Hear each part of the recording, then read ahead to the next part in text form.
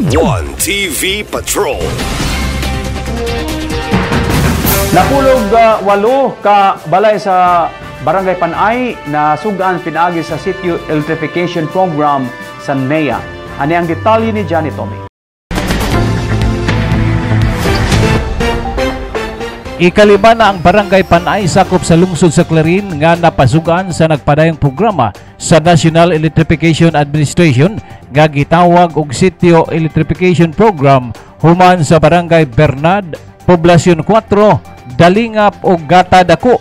Ang inaugurasyon didto sa Barangay Panay gipahigayon niadtong Mayo 31 din napulo og 8 ka mga benepisyaryo ang libreng napalinyahan og nainstulan sa Muelsidos.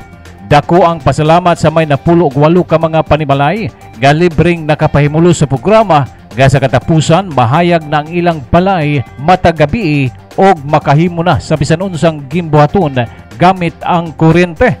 Si Mayor Jojo Rua og Panay Kapitan Hermehia Arcahina gikalipay og gipasalamatan kaayo ang nagpadayong programa sa NEA og sa Muelsidos. Gipahinomdom ni Muelsidos Acting General Manager Helen Banwa nga aktibo ang Muelsidos sa implementasyon sa Sitio Electrification Program sa National Electrification Administration.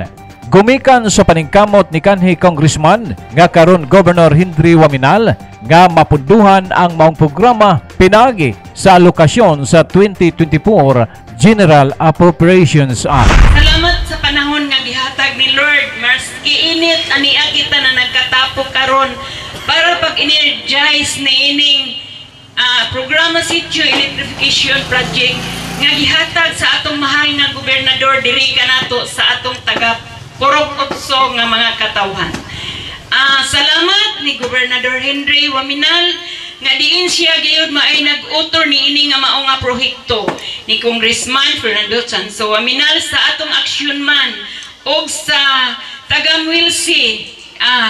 Ilabi na sa atong Board of Director Clarin Chapter Engineer Edi Caluna sa pagpangayo sa dugang nga kakulangon sa mga wirings sa atong gitauran diri sa ato ang panimalay diri sa Purok. Ismail po mo mga 18 kabubong kainan kag libre ang gihatag sa ato ang National Electrification Administration nga makasuga gyud mo. Pasalamatan sa nato, of course ining budget nga gihatag kaninyo karon gikan kani at the time nga ato ang congressman nga karon governor daning kamot nga matagaan dinhi para sa ato ang mga indigent or paglisod na o pagpasiga sa ila. Busa mapasalamaton kay ko may support to the family of the Muelsidos nga panguluhan ni Ma'am General Manager. Ma'am, thank you kaayo sa iyong makanunayang suporta nga ang ako ang mga lungsuranon ng akong mga anak hinabi na sa Purok Otso Barangay Panay makapasiga na gyud sila.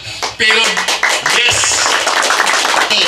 So of the 18 beneficiaries siguro ang inyo wa mo'y 5 stabos nga nagasto namo documents no ang inyong nagasto law ang amuan ng ani unsay amuan ni kay mandato man gyud siya sa Muelsi nga ato ang pasugaan gyud ang tanang mga mga kanang tawo sa tibuok Pilipinas even to the farthest og sa pinakahilit nga mga barangay mandato gyud na namo nga pasigaan mo.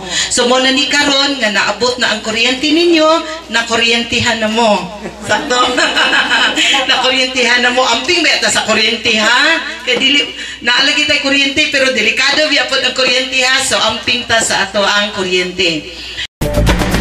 Alang sa One TV Patrol, Johnny Tommy reporting.